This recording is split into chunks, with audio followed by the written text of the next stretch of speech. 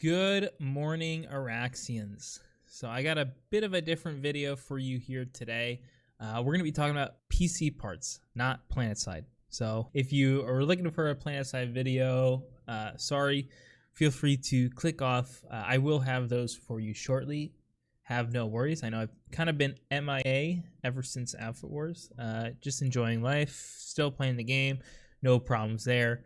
But just been kind of doing some other stuff in the background, real life stuff, but I am building a new PC and I wanted to kind of share the experience with you guys. I wanted to first go over my current build and kind of the evolution of what I have built and what I plan to build. A lot of folks come into my Twitch and they kind of see the PC that I am running and they have lots of questions, or they come to me with hardware questions, and I love to always give answers, and so I wanted to kind of offer that side of me to you all on YouTube here.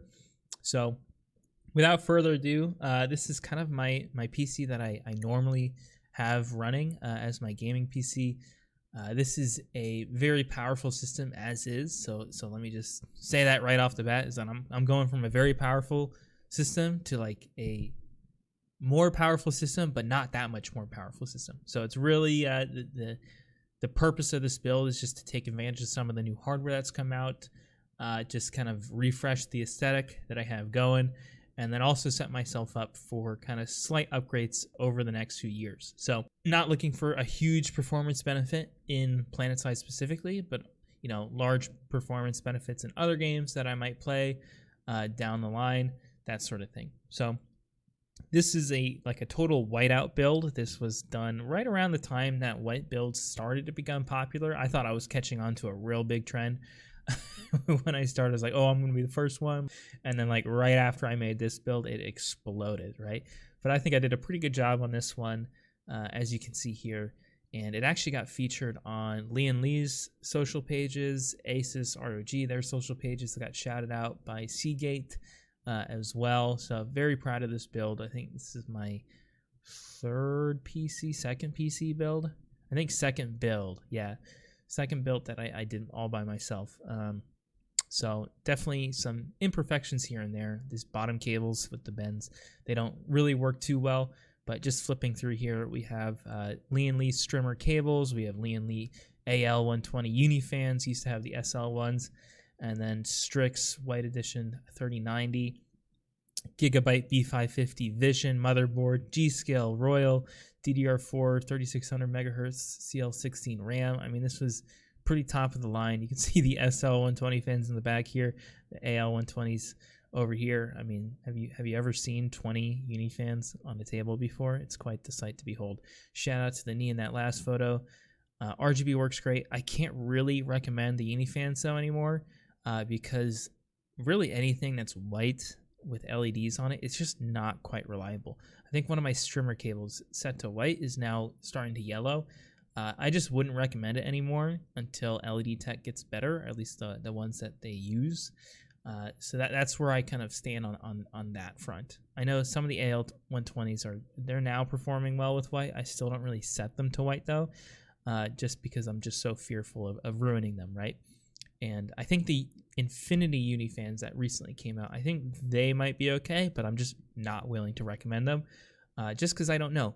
I haven't bought them, I haven't used them for an extended period of time, I just don't know, and they cost a lot of money, right? So you should expect perfection. Remember that. Shout out to, I think it was Dim the Giant, I'm forgetting his name, I think that's right, but dog tags that he sent out through his Discord, I think about a little over a year ago. I have one of those on my PC. Complements it very nicely. This is kind of the build process that I went through initially. Strix GPU, this is all the boxes, RAM, all that good stuff. So super fun to build this PC, and have been really kind of yearning to build another one. And so we're going with this one now. And the justification behind this is for the 4090, right? 4090s right now are super hard to get. And so I was able to buy this one secondhand just now. It's in shipping, pretty much for MSRP alongside other parts, actually at a discount, really. And then other parts were on Black Friday sales, so it kind of pushed me to buying the PC now. What I'm really waiting for is the new AMD processors that are going to be announced in January for the X3D architecture. That's the 3D cache Right now on my current PC, it lists here the 5950X. I've since swapped that into my streaming PC, and I run a 5800X3D. That's kind of the king for Planetside right now. It's really good for MMOs, any open world games. The 1% lows are super high. The average FPS is super high. Just about equal to anything that the new Zen 4 processors, what I have listed here, can offer on the new socket, AM5 socket. So going to be definitely picking up one of those, but on the hardware swap subreddit, which you can see here, I was able to find the 4090, I was able to find the 7700X, as well as an overkill motherboard, the Asus X670E Extreme, for a little under $3,000, I think $29.25 or whatever. Essentially, after shipping, after PayPal fees, it came out to about a $400 discount compared to if I bought all of those components alone with taxes and everything. And I think 2 of the parts have been used for a month. So honestly, pretty good deal. You know, obviously not buying anything that's scalped. That would be ridiculous, especially for a 4090 that already costs a ton of money. One thing to note, actually 2 things to note. If you are looking to buy a PC, AMD is coming out with some great cards. The 7900 XTX is looking like a value add for $1,000. It just doesn't have as good as ray tracing. There's a sizable gap in rasterization performance, and then also just AMD, it's not as great with regards to driver stability and application support. For gaming, I wouldn't worry at all at this point. AMD's kind of got their ducks in a row in that regard. But yeah, that's kind of the reason why I'm going for the 4090 over the XTX. It's just I want to have a noticeable increase in performance, at least in other games. I know Planetside 2, you're going to get next to nothing, if nothing, compared to XTX, to 4090. I mean, even the 3090 that I have right now, I mean, it's just way far and above. Moving along here, that's those 3 components that kind of fuel the system. The motherboard is the Crosshair X670E Extreme. This is the top of the line Asus motherboard. If I wasn't able to get the motherboard from the person on Reddit that I'm buying from, I would have probably gone for the ProArt, just because it's got the 10 gig onboard LAN port, and that's worth about $100. And most base model X670E motherboards around $350. So I view that as an okay deal. And then I viewed, since I'm saving about $400, $500 between the prices and taxes, I figured, why the heck not? It's kind of the same for a free upgrade in terms of aesthetics and just some extra bells and whistles, if you will. And I guess future proofing, especially when it comes to drive support, PCIe 5 support. This is really kind of the creme de la creme of what's on the market right now. Now, moving on, we have the CPU, the 7700X. This is the newest from AMD, right? It's just to tide me over for, 3 to 6 months or so before the X3D version comes out. Still very good. The frames that you can get on this are comparable to the 5800 X3D. It's just usually the 1% lows are going to be slightly lower or the same or a little bit lower than what you get on the X3D currently. So no real worries there. We're going to be powering this with G.Skill Trident Z Neo, DDR5, 32 gigabytes, 6,000 megahertz CL36 memory. The motherboard that I'm using is very picky about RAM, and this is one of the only modules on the market that is like not ridiculously expensive and not slow. So kind of shoehorned into getting this model. Luckily it's G.Skill. Luckily it's, very good speed, decent speed. I can live with that. So I'm happy there. All of this is going to be packaged inside of a Height Y60 case. So this picture kind of looks like crap. So I'm going to go to this one over here.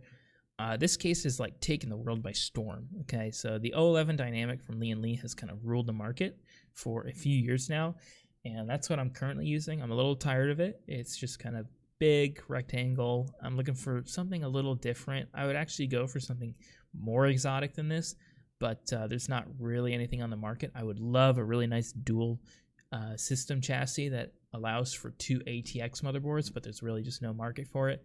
So the options are like, I think this really disgusting square case, and that's it. That's like 10 years old.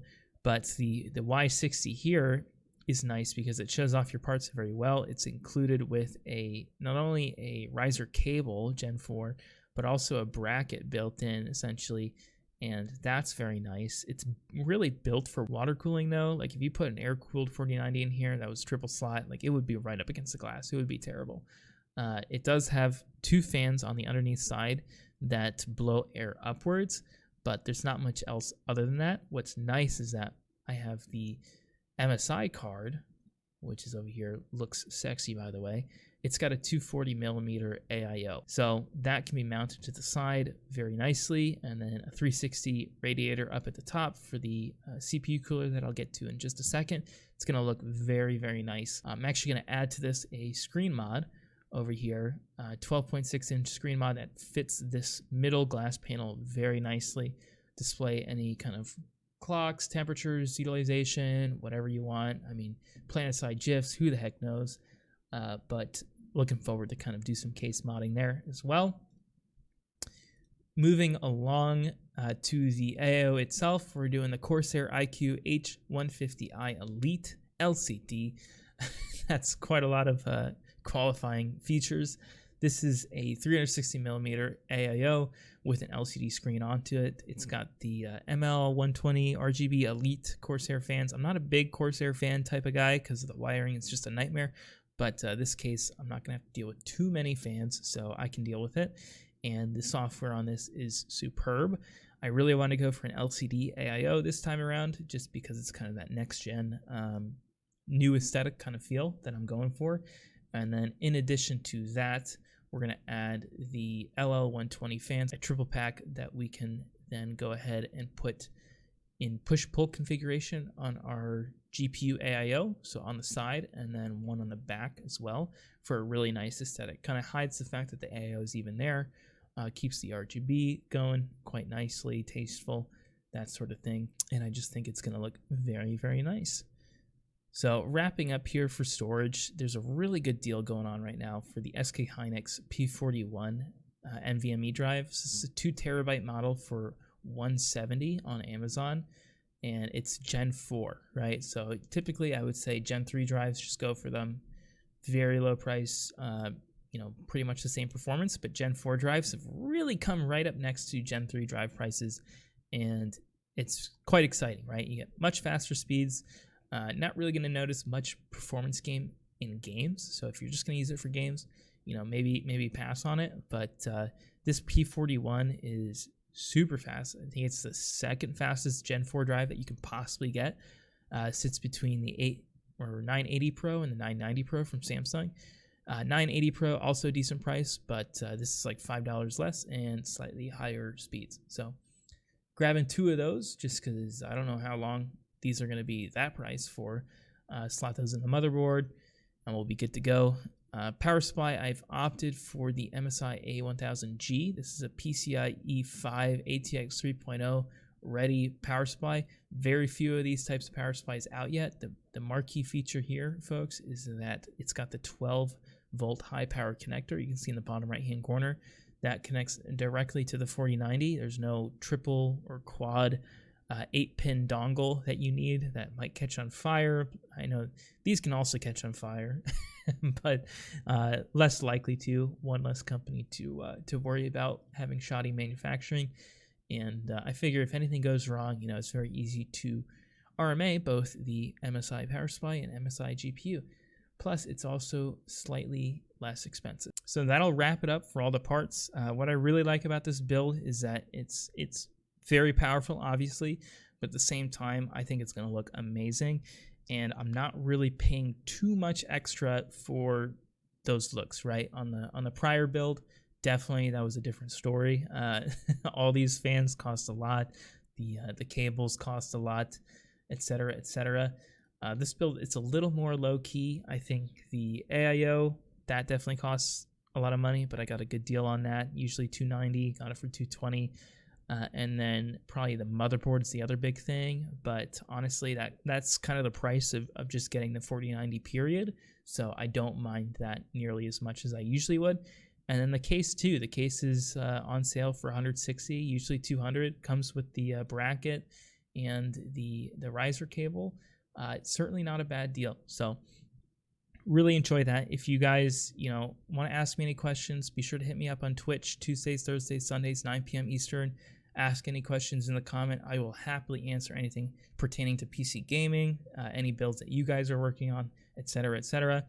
And then if you guys want to see any parts of the build process, if you want me to film another video of me actually building it, or at least commenting on it, maybe a time lapse or something, I'm happy to kind of play around with those ideas as well. I might end up doing a benchmarking video. It's not going to be anything, scientific or anything like that. But if you want to get an idea of the performance, I do have some ideas on how to benchmark Planetside 2. So let me know if you're interested in that. Just, with a grain of salt, take it that it's not going to be perfect. Planetside 2 is a very hard game to benchmark, and if you want to do it perfectly, you have to go through a lot of steps that personally I'm not willing to go through, but certainly there are ways to do it, in which case you can get a very good idea for whether a product is worth buying or not, and that's kind of what I would aim for. So sound off in the comments, be sure to like, be sure to subscribe, and I will catch you all on Araxis. Bye-bye.